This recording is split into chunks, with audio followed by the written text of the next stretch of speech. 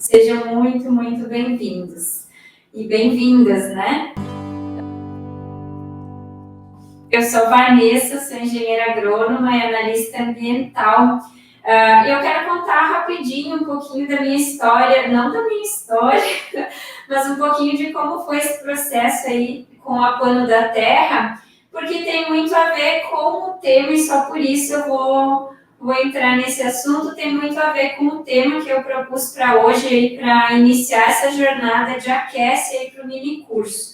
Então, quem já é mais antigo aí sabe que sempre antes de um workshop gratuito, de alguma semana de conteúdos, assim, num formato mini curso, como vai ser esse, eu faço essa jornada de aquecimento. Porque o mini curso, um workshop, quando me proponho a fazer, ele tem um início, meio e fim, né? Tem assuntos muito específicos que eu trabalho em cima desses assuntos, então, e que não desvio deles. Mas eu sei que tem muitos outros temas que, embora não tenham a ver assim, diretamente com o tingimento natural, com as técnicas e aplicações, mas que são extremamente fundamentais aí, tanto para aplicação, para melhor aplicação, para compreender esse mundo, porque que é importante, né, a tinturaria natural, tá? Então, dentro aí dessa jornada, eu vou trazer esses temas que não tem a ver diretamente com técnicas, mas que tem a ver com o bom uso do tingimento natural, tá? Bom, como eu disse, eu sou engenheira agrônoma e trabalhei por muitos anos como analista ambiental num órgão público de meio ambiente. Então, lá quando eu estava fazendo quase 10 anos nesse trabalho, né, tendo passado por diversas áreas de atuação, desde gestão de parque, unidade de conservação, até agência de licenciamento florestal, trabalhei com certificação agroflorestal, enfim, muito voltado ao uso da vegetação nativa, né? Políticas públicas, enfim, que envolvam o uso da vegetação nativa, tá? Então, assuntos, assim, muito atrelados, ligados à legislação ambiental com enfoque na vegetação, né? Então, Código Florestal, enfim, essas coisas, tá? Lei da Mata Atlântica, toda a aplicabilidade dessas legislações voltadas para o uso da vegetação nativa, tá? Então, não trabalhava com licenciamentos ambientais no sentido, assim, de indústrias, lançamento de efluentes, essas questões mais de gestão ambiental como um todo, tá? Bem, mas aí, né, quase 10 anos no setor público, inclusive os órgãos ambientais vêm passando por desmontes gravíssimos aí nesses governos recentes, tanto aqui no estado do Rio Grande do Sul quanto no Brasil, e aí foi batendo aquela, como é que eu vou dizer, aquele sentimento de, assim, de não ter propósito, de querer fazer mais, né? E aí eu comecei a trabalhar na ideia de uma proposta de marca, de produto, enfim, que fosse agroecológico, que trouxesse conceitos de orgânicos, de preservação ambiental, espécies ameaçadas, alguma coisa que, além de ser um pequeno negócio, mas que pudesse levar informação para as pessoas. Porque a gente vê o quanto as pessoas são desinformadas, às vezes ficam batendo muito em algumas teclas, é o canudinho aqui, é não sei o que ali, mas o contexto geral, assim, de impacto é gigantesco, né? Eu tinha essa vontade de fazer mais, de impactar mais nesse sentido, né? Já um pouco desanimada aí no serviço público que eu atuava, enfim. E aí, né, sou então mãe, pequena empreendedora, enfim, comecei esse projeto que por muito tempo foi só um projeto, assim, levado na cara e na coragem, muito ainda né,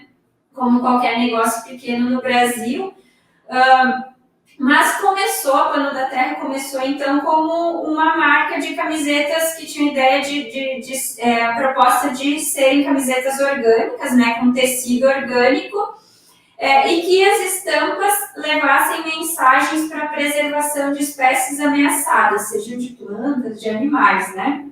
Então, quem acompanhou aí acompanha mais tempo, ou quiser dar uma passeada aí pelo feed do Instagram, dos posts lá de 2018, quando a marca foi lançada, né? Então, a ideia era lançar camisetas com um tema, né? Uma espécie, bandeira, digamos assim, e aí fazer vídeos falando dessas espécies, falando de iniciativas que preservavam essas espécies e revertendo parte do lucro das camisetas para iniciativas de pesquisa com as referidas espécies ameaçadas, né? Então, o primeiro ano da Pano da Terra foi isso, né? Vender camiseta orgânica e levantar essa bandeira das espécies ameaçadas de extinção, tá?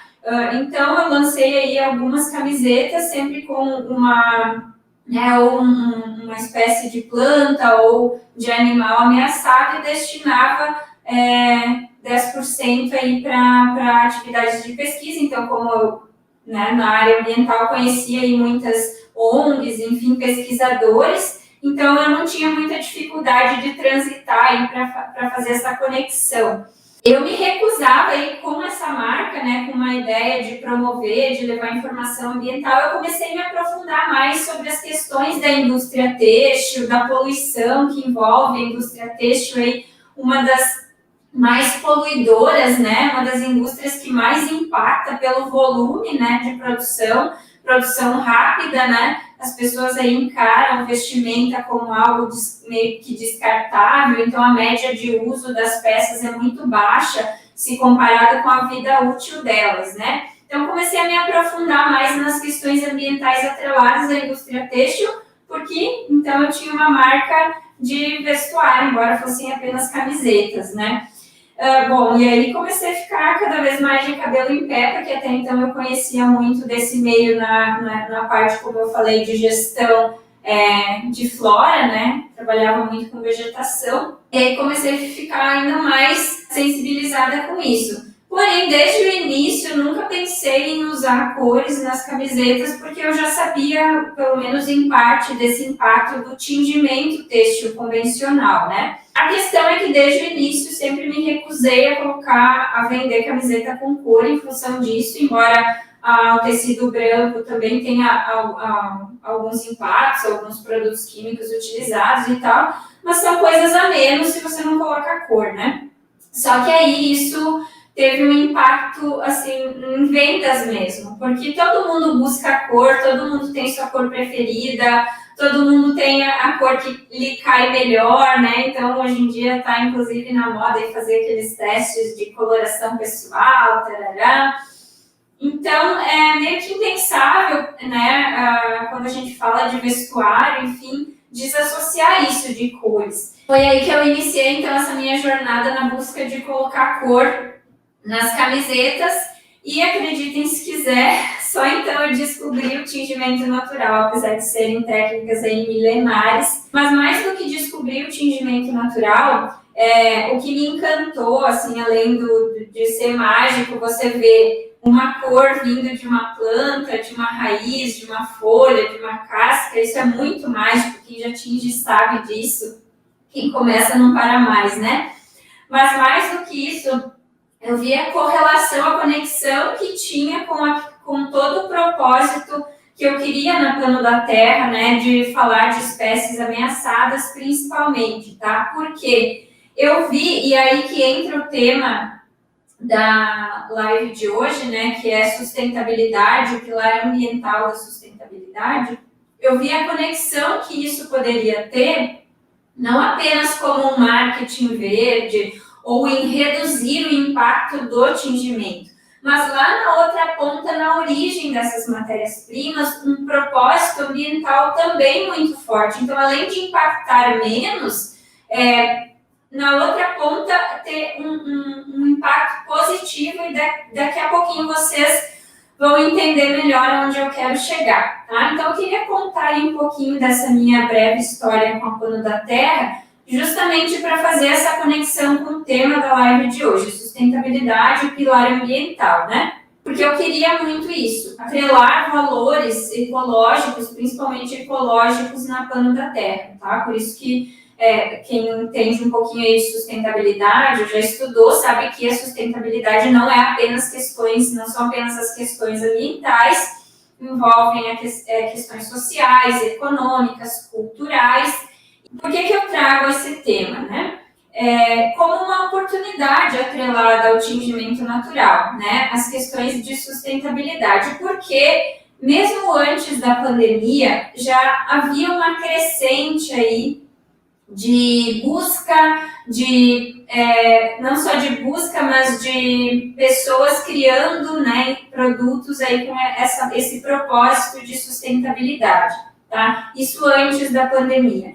E com a pandemia, isso ficou ainda mais em voga, né? As pessoas começaram a olhar ainda mais para isso. Então, eu vejo assim, o tingimento natural como uma oportunidade de agregar valor ecológico a peças de moda e design têxtil, tá? Agregar valor ecológico, mas não apenas nesse sentido de não impactar, no sentido de conectar com a outra ponta, promovendo um uso sustentável, promovendo um bom uso de espécies nativas, tá? Eu vou aprofundar mais nesse tema, né? Antes eu quero contextualizar bem, tá?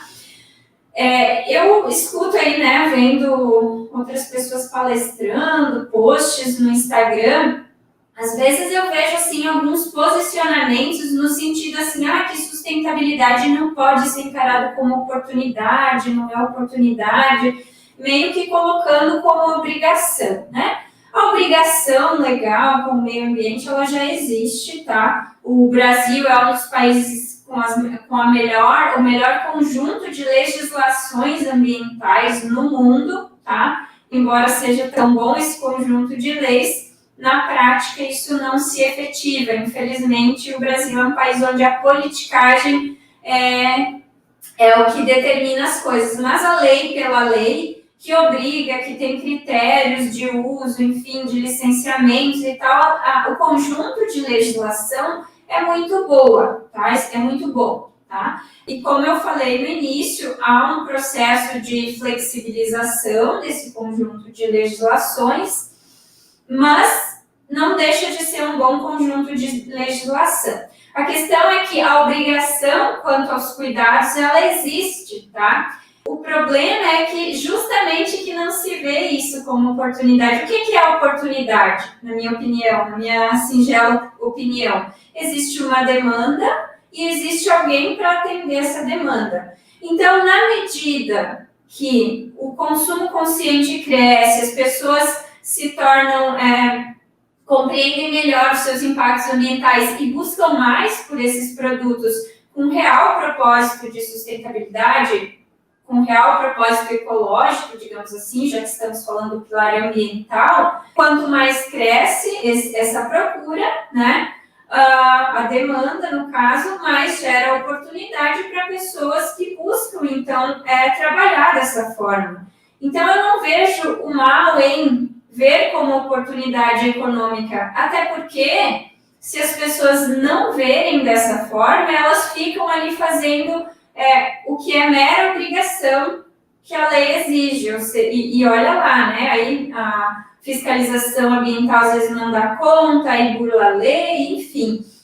Então, ver como oportunidade é uma coisa interessante, é uma coisa boa, porque isso faz ainda mais esse mercado crescer. As pessoas, então, que estão montando um pequeno negócio, sim, é obrigação pensar no meio ambiente, mas elas precisam, então, gerar renda, enfim. Então, as pessoas que têm esse propósito, não apenas pela geração de renda, mas também veem algo mais nesse propósito de sustentabilidade, acabam saindo um passo à frente, porque é aquela empresa que está ali na obrigação legal, ou fazendo firula ali com o tal do greenwashing, né, para tentar ganhar alguma visibilidade, ela não dura, né? As pessoas estão cada vez mais informadas, o acesso à informação é cada vez melhor.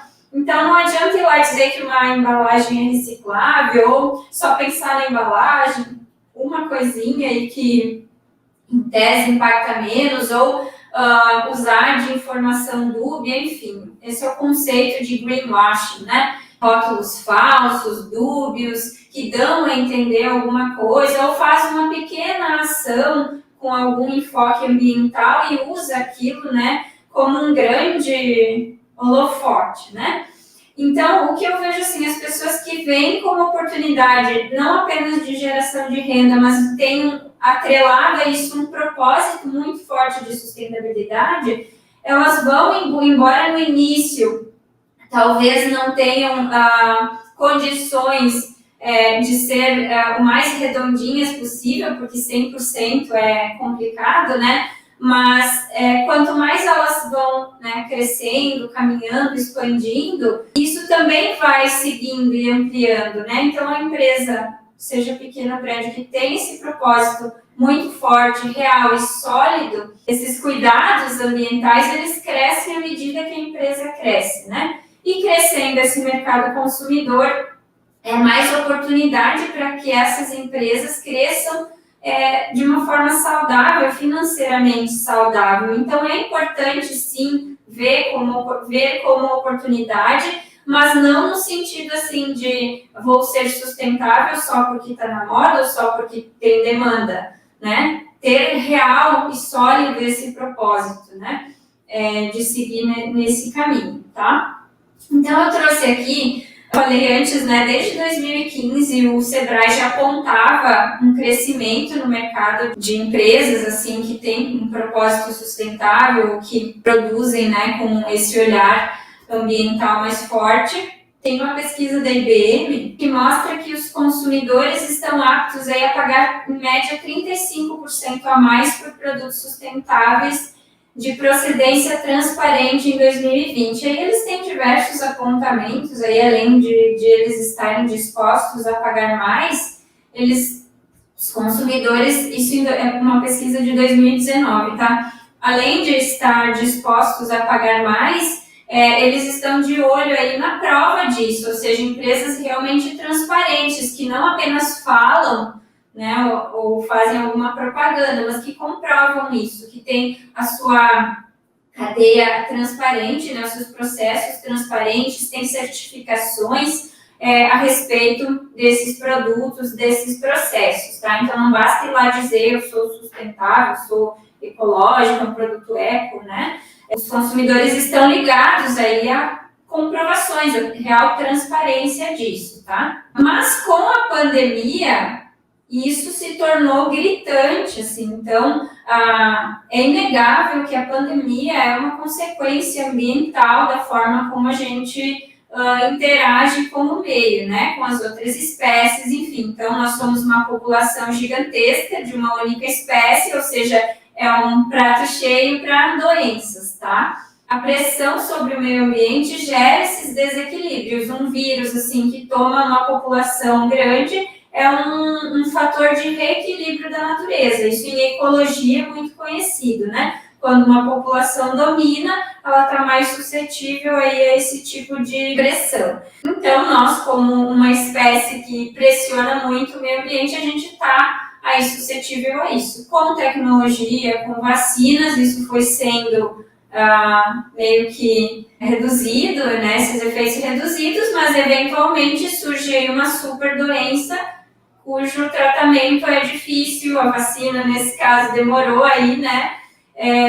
Mas dentro da pressão ambiental que a gente causa, isso dá para ser considerado normal, tá? E a gente não está livre de que logo ali na frente aconteça novamente. Então, as pessoas, né, nesse contexto que a gente está, que além, né, do isolamento, pessoas falecendo, enfim, toda essa problemática, além disso, todo o impacto financeiro, então vem junto uma crise econômica e tal. Então, tudo isso fazendo as pessoas refletirem, e claro que isso não é infelizmente, não é um efeito em massa, mas traz sim muitas reflexões. E também não estou trazendo aqui como um ponto positivo, lado bom da pandemia, isso não existe, tá? Só uma constatação que isso trouxe alguma reflexão em algum nível, tanto que, mesmo no mercado financeiro, né, que então se a gente fala de economia, o mercado financeiro é o que está em voga, né,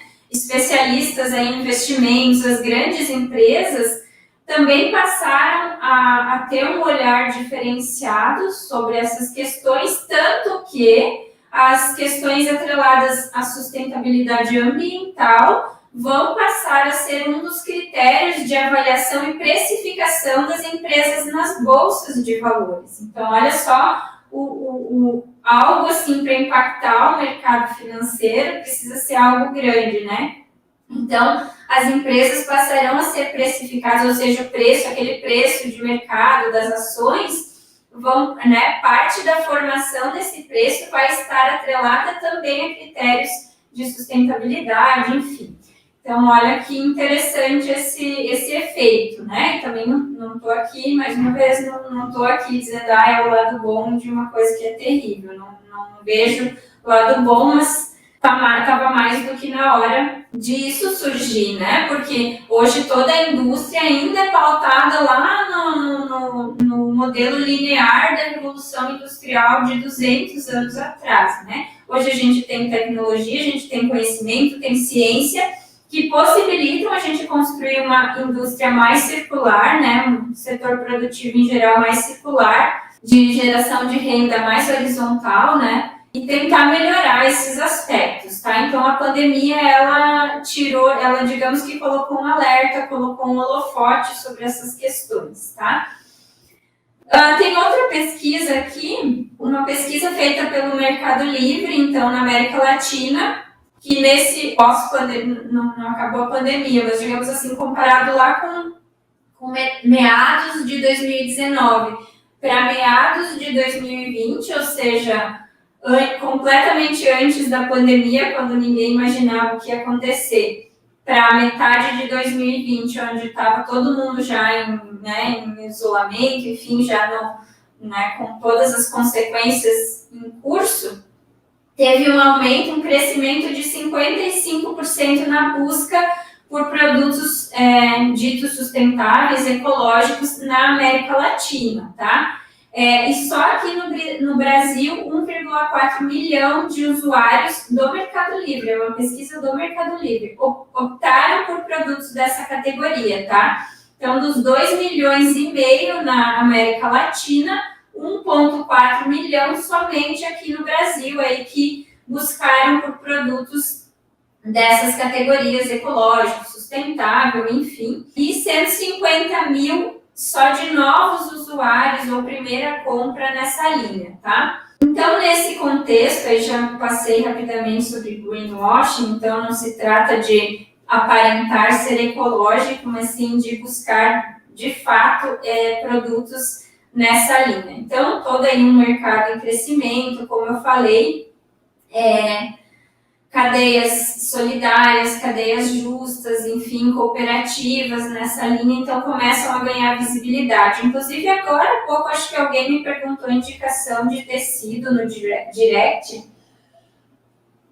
e um exemplo que eu acho muito bacana disso é a Justa Trama, daqui de Porto Alegre, que é uma cooperativa de mulheres costureiras, né?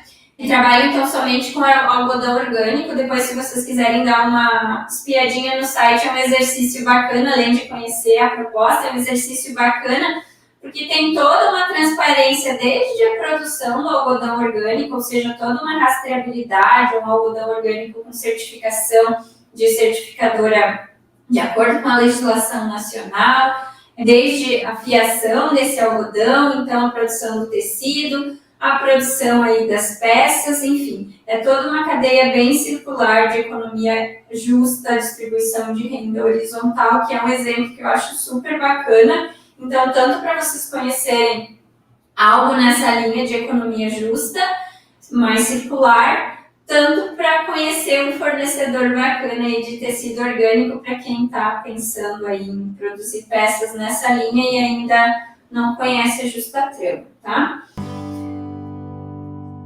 Outra coisa, assim, que as pessoas veem atrelada a essa questão de produtos mais sustentáveis é achar que esse mercado é somente para elite, que vão ser peças, assim, caríssimas, que pouquíssimas pessoas terão acesso. É claro que quanto mais exclusivo, né, quanto menor a produção, enfim, acaba encarecendo, quando não se trata de produção em massa. Mas eu queria trazer 2 exemplos bacanas, também para mostrar que não é só isso, tá? Esse mercado, então, que tem pensando no setor têxtil que tem essa proposta, também pode ser acessível para a grande maioria das pessoas. Então, por exemplo, a C&A tem lá já há alguns anos, né, está convertendo, e a ideia, pelo menos era, de que até o final do ano passado todo o algodão das peças vendidas pela C&A fosse algodão mais sustentável, com alguma certificação,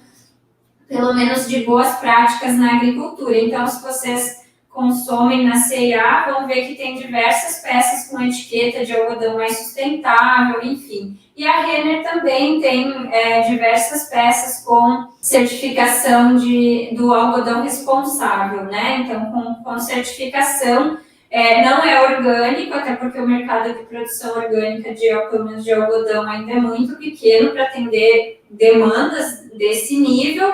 Eu me lembro de um vídeo que eu fiz, que eu pesquisei isso, que 13 grandes redes mundiais aí do setor fizeram uma espécie de pacto, né, para que até 2025 elas pudessem estar consumindo apenas esse algodão mais sustentável, ou seja, que observe boas práticas na agricultura, tá? Porque o algodão, ele pode ser, né, ele pode ter uma origem legal, bacana, com impactos menores, mas ele também a produção pode ser catastrófica, tá? Acho até que eu tenho uma live no canal aí falando só disso, se não me engano, 51, talvez, se alguém quiser olhar depois.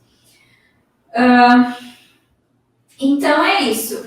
Apesar de terem muitas empresas aí que se valem desse discurso sustentável, dessa bandeira de sustentabilidade para fazer marketing, mas na prática fazem pouco, por outro lado, cresce aí o número de marcas realmente preocupadas com esses fatores, tá? Que realmente vão a fundo, que realmente são transparentes e trazem tudo que está por trás da sua produção, tá? Então, assim, embora no início, principalmente a gente pensando pequenas marcas que estão começando agora, mesmo para grandes, é difícil você ser 100% sustentável, ainda mais que sustentabilidade não é só questão ambiental, você tem que equilibrar diversos fatores. Mas, apesar disso, mesmo para pequenas marcas, aos pouquinhos é possível ir agregando, né, fatores, ir agregando itens, né, ou tirando alguns tipos de matérias-primas, enfim, fazendo substituições, e aos pouquinhos ir galgando isso. Na medida que cresce, também crescer essas linhas, assim, de redução de impacto, tá? Mas outra coisa que eu queria trazer, que eu falei lá no começo da live, que é muito importante, que eu não quero deixar de falar aqui, que mais do que ver esse mercado de sustentabilidade como oportunidade de geração de renda, como uma oportunidade de mercado, mais do que reduzir os impactos ambientais na produção, o mais bacana é conectar com a outra ponta. Então, pensando no tingimento natural e também, que a gente comentou agora, de algodão orgânico da Paraíba, né? Como eu disse, então, a Embrapa desenvolveu essas 5 cultivares a partir de espécies selvagens, enfim. São espécies adaptadas ao semiárido, ou seja, uma maneira de produzir no semiárido com impactos reduzidos, porque são espécies rústicas adaptadas àquele ambiente. Mas trazendo agora esse tema especificamente para o tingimento natural, tá? A possibilidade de usar plantas nativas de uma forma não predatória, que eu sempre trago aqui, acho que há 2 semanas atrás também fiz uma live só falando disso, gerar renda a partir da produção dessas espécies nativas, então para pequenos agricultores que têm também um enfoque agroecológico, então agricultores agroecológicos, eles buscam diversificar espécies nas propriedades, né, fazer cultivos biodiversos, aproveitar os recursos da nossa biodiversidade, ou seja, as espécies nativas daqui, em vez de cultivar espécies de fora. Mas mais do que isso, que é a cereja do bolo, assim, que eu gostaria de falar, que quando a gente dá um uso para uma espécie nativa, um uso que não é necessário você eliminar aquela planta do ambiente, né? Que faça promover o cultivo dela, você está promovendo indiretamente ou automaticamente a restauração ecológica, tá? Então, a bandeirinha da Pano da Terra, aqui, a mascote da Pano da Terra é a casca de araucária, no tingimento, tá? Essa camiseta que eu estou usando, esse tie-dye, a parte escura dela, é tingimento com araucária, tá? Com a casca da araucária. Eu quero trazer esse exemplo, eu gosto de trazer esse exemplo, porque quando a gente conecta com uma coisa muito prática, é mais fácil de entender o conceito. Então, a casca da araucária, primeiro que não preciso ir lá cortar ela para usar essa casca, esse tingimento, tá? Essa casca eu não preciso sequer ir lá machucar a árvore para coletar ela. A casca cai sozinha, ou seja, a árvore fornece de bom grado, cai sozinha, não demanda nem subir no pinheiro, correr risco, como às vezes acontece para colher pinhão, né? Ela oferece de bom grado, é só coletar e triturar e usar, né? Então, a gente pensando aqui agora especificamente na araucária, que é uma espécie ameaçada de extinção por ser muito visada, pela madeira ser muito visada. Então, há séculos sendo cortada, enfim, entrou nesse grau de ameaçada de extinção em diversas legislações. O que acontece?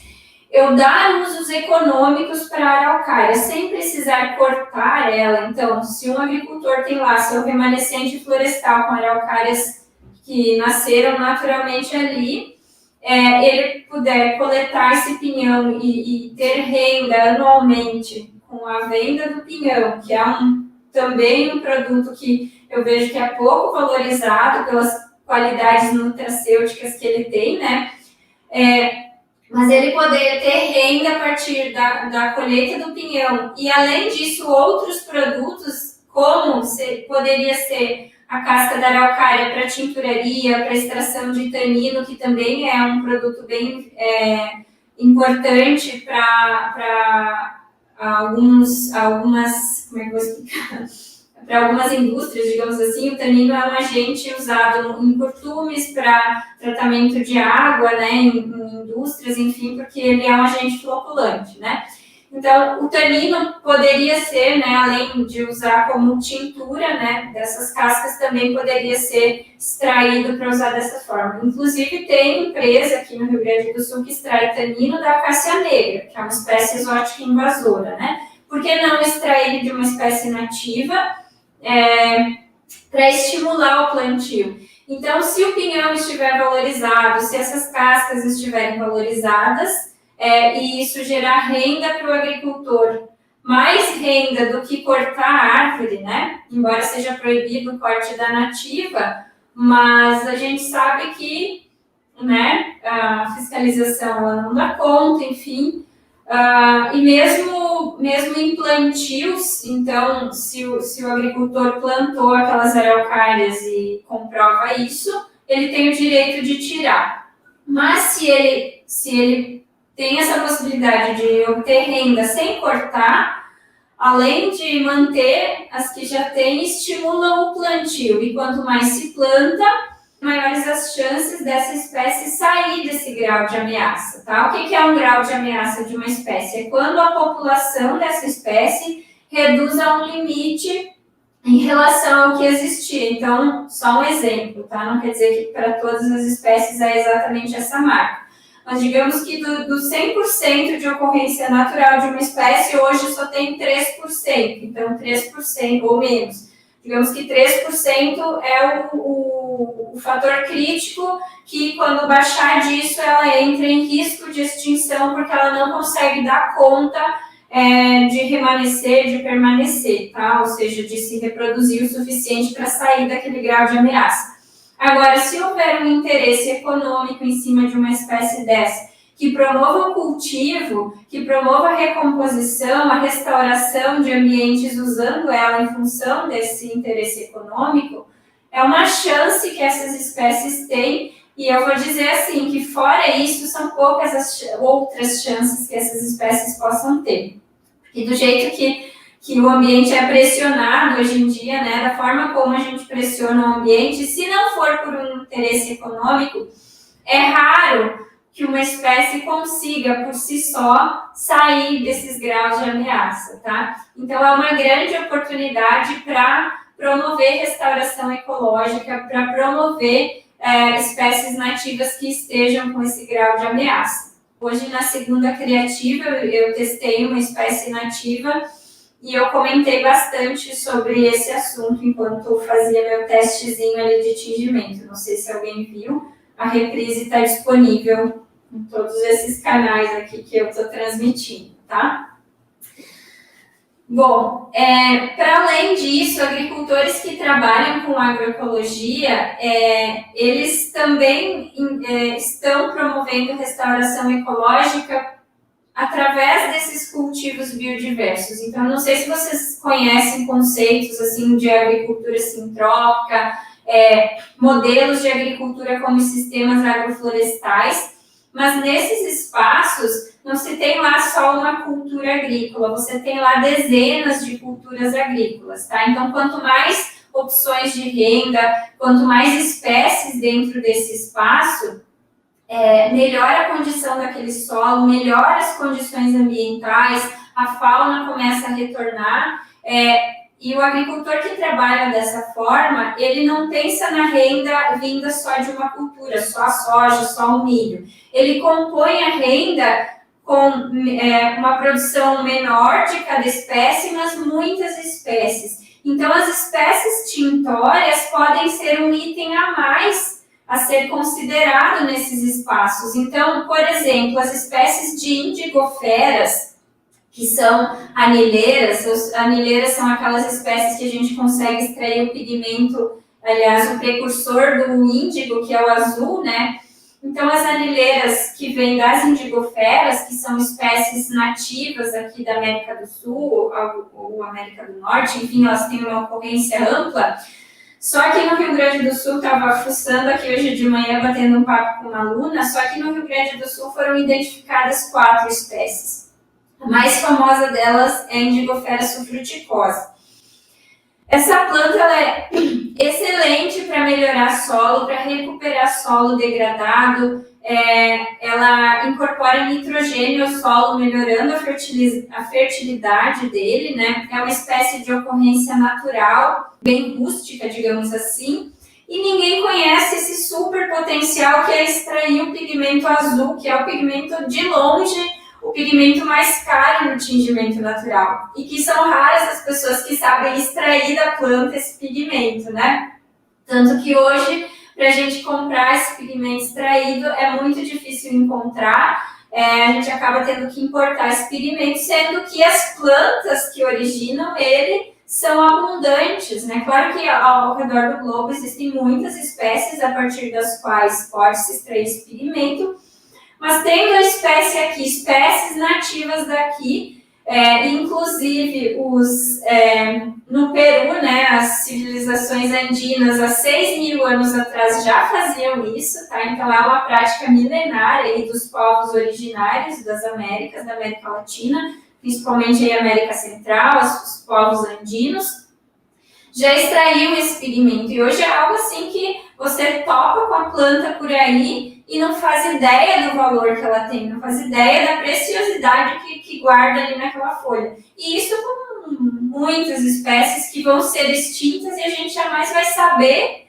o valor, o potencial medicinal de tinta, de alimento, enfim, seja lá qual for o potencial que a gente nem sequer vai saber, porque não se valoriza o que é nosso, o que é daqui, né? A gente cultiva muito planta exótica, planta que veio da Europa, da Ásia, e não conhece o potencial da nossa riqueza.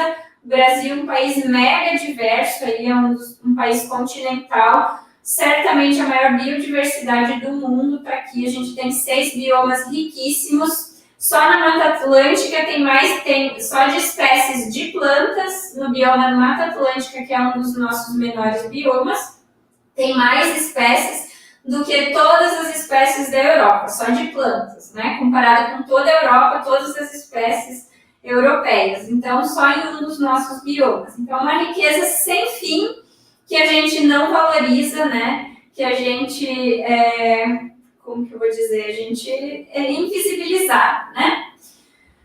Então, o que eu queria colocar nessa ponte, nessa conexão, é que pensar em sustentabilidade como oportunidade num pequeno negócio, a gente não só está aproveitando o mercado em expansão, como a gente está reduzindo o nosso impacto, e também, na outra ponta, a gente pode estar promovendo restauração ecológica, promovendo o uso sustentável das nossas espécies, permitindo talvez que algumas delas saiam desse grau de ameaça de extinção, tá?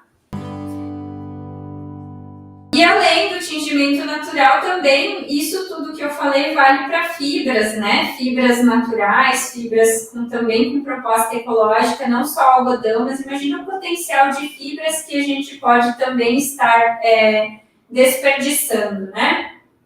Resíduos de culturas agrícolas aí, tem muita celulose, e há muitos tecidos feitos à base de celuloses viscoses, modal, biocel. Esses tecidos tecnológicos novos aí que estão bombando, a seda do bagaço da laranja, o couro a partir aí dos resíduos de abacaxi, o couro da palma mexicana, são todas fibras à base de celulose. Então, olha o Brasil, que é um país agrícola, olha o quanto de celulose pode estar sendo desperdiçada nesses resíduos de cultivos que talvez pudessem ser usados para produzir fibras, né? Fibras têxteis.